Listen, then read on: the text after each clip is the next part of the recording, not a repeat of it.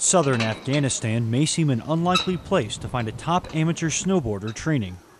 But it's always been hard to separate Corporal Garrett Jones from the sport he loves. It's one of those things I saw and knew I wanted to do it.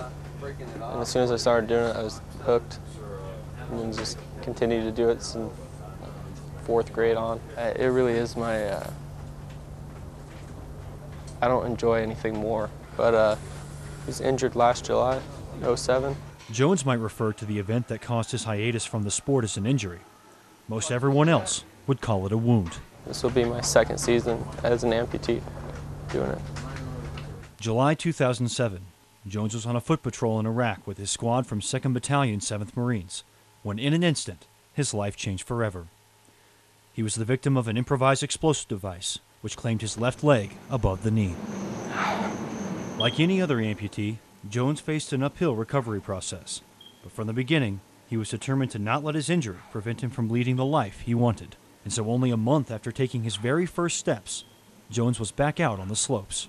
That very first solid week of snowboarding, actually just due to the constant vibrations and kind of beating up my leg, ended up kind of deadening up some nerves that I was having pain in.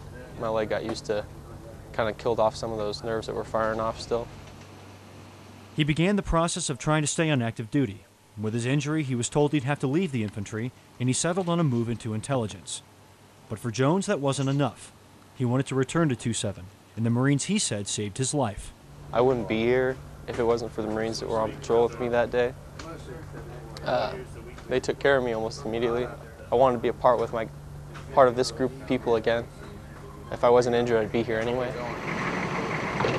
After a months-long process that put him through the same training as every Marine in the battalion, Jones rejoined his former unit here in southern Afghanistan in late May. Only 10 months had passed since the day he was wounded.